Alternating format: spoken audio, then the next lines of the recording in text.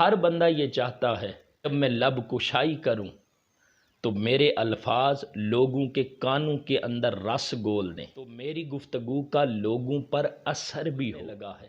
اپنے لب و لہجے میں تھوڑی سی مٹھاس پیدا کر، اپنے لب و لہجے کو تھوڑا مہربان بنا، نرم بنا، تو پھر جب آپ گفتگو کرتے ہیں تو اس کا اثر بھی ہوتا ہے۔ بسم اللہ الرحمن الرحیم۔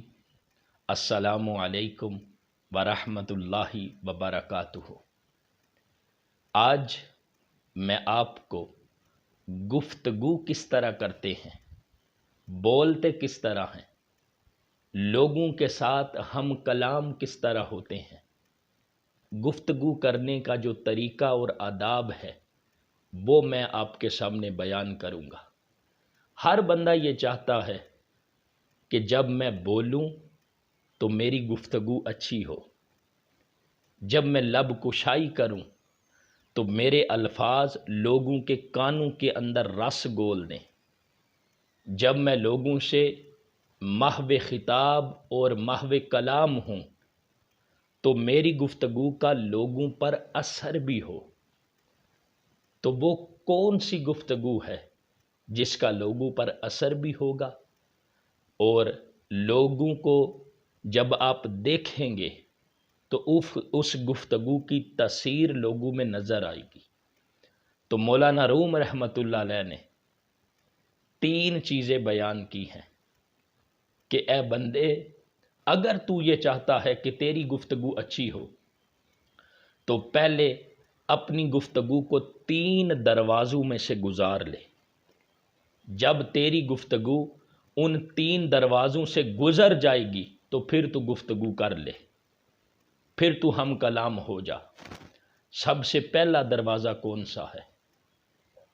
پہلا دروازہ مولانا روم کہتے ہیں وہ سچائی ہے۔ اے بندے، جو کچھ تو بولنے لگا ہے، جو کچھ تو لوگوں سے کہنے لگا ہے، پہلے یہ دیکھ کیا وہ سچ پر مبنی ہے۔ اگر سچ ہے اور سچائی پر مبنی ہے تو پھر اس کے بعد بھی ابھی بولنا نہیں، پھر اپنی اس گفتگو کو جب سچائی کے دروازے سے گزر گئی اس کے بعد اہمیت کے دروازے سے گزار۔ یعنی جو کچھ اے بندے تو بولنے لگا ہے کیا وہ ضروری ہے، اس کی اہمیت ہے؟ اگر وہ سچائی کے دروازے سے گزر گئی اس کے بعد گفتگو اہمیت کے دروازے سے بھی گزر گئی، یعنی وہ گفتگو کرنا ضروری تھی، تو اس کے بعد اپنی گفتگو کو مہربانی کے دروازے سے گزار۔ مہربانی کے دروازے سے کیا؟ یعنی جو گفتگو کرنے لگا ہے وہ نرم ہو۔ اے بندے، تیرا لب و لہجہ گفتگو کرنے کا انداز نرم ہو، دھیما ہو۔ جب تیری گفتگو ان 3 دروازوں سے گزر جائے، اگر بندے تیرا لب و لہجہ نرم نہیں، اتنا سخت ہے اور کرخت ہے، تو پھر تیرے دل میں جتنی بڑی سچائی ہے بے شک گفتگو نہ کر۔ جب تک یہ جو کچھ بولنا ہے 3 دروازوں سے گزر نہ جائے گفتگو نہ کرنا۔ تو پہلا کیا ہے؟ سچائی کا دروازہ، یعنی بندہ دیکھے جو کچھ بول رہا ہوں سچ ہے، اور پھر دیکھے کہ کیا اس کی اہمیت ہے، یعنی جو سننے والے ہیں کیا اس کی انہیں ضرورت بھی ہے اور اہمیت بھی ہے، سچ بھی ہے۔ تو پھر جو کچھ بولنے لگا ہے اپنے لب و لہجے میں تھوڑی سی مٹھاس پیدا کر، اپنے لب و لہجے کو تھوڑا مہربان بنا، نرم بنا۔ جب 3 دروازوں سے گزار کر، مولانا روم کہتے ہیں بندے جب تو بولے گا نا تو پھر تیری گفتگو کا اثر ہوگا، تیری گفتگو کی تاثیر ہوگی جو تجھے لوگوں میں نظر آئے گی۔ دیکھے نا، ہر بندہ چاہتا ہے میں اچھا بولوں۔ آقا کریم صلی اللہ علیہ وسلم، اللہ کے پیارے محبوب علیہ السلام، جن جیسے بول کوئی نہیں بول سکتا۔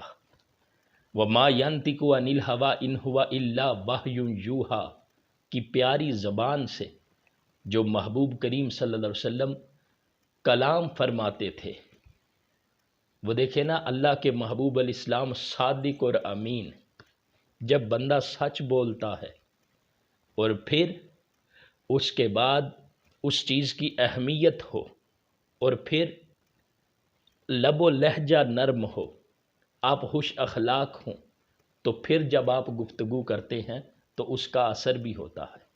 اس لیے مولانا روم کہتے ہیں بندے گفتگو کرنے سے پہلے اپنی گفتگو کو، الفاظ کو ان 3 دروازوں سے گزار، یعنی جو کچھ بولنے لگا ہے وہ سچ ہو، جو کچھ بولنے لگا ہے اس کی ضرورت ہو، اس کی اہمیت ہو، اور بولتے ہوئے اے بندے جو تیرا لب و لہجہ ہے وہ نرم ہو، اس میں مٹھاس ہو، ایسی مٹھاس ہو جب تو بولے تو لوگوں کے کانوں میں رس گول دے۔ جب یہ 3 دروازوں سے گفتگو گزرے تو بندے تو بول لے پھر، ورنہ خاموش رہے۔ مولانا روم رحمۃ اللہ علیہ نے بھی یہ 3 چیزیں شاہ شمس تبریز رحمۃ اللہ علیہ سے سیکھی ہیں۔ وہ مولانا روم جن کو علامہ اقبال رحمۃ اللہ علیہ کہتے ہیں، یہ میرے روحانی پیشوا ہیں، تو شاہ شمس تبریز رحمۃ اللہ علیہ سے یہ 3 چیزیں سیکھی ہیں۔ مولانا روم تب گفتگو کرتے تھے ورنہ خاموش رہتے تھے۔ اگر ہم بھی اپنی گفتگو کو مؤثر بنانا چاہتے ہیں تو ہمیں بھی چاہیے کہ بولنے سے پہلے اپنی گفتگو کو ان 3 دروازوں سے ضرور گزار لیں۔ اللہ تعالیٰ مجھے اور آپ کو ہمیشہ اچھا بولنے کی توفیق عطا فرمائے، وہ گفتگو کرنے کی توفیق عطا فرمائے جس کی تاثیر بھی ہو، جو ہمارے لیے ذریعہ نجات بھی ہو، برے بول بولنے سے، لغویات سے، فضولیات سے، فحش گوئی سے۔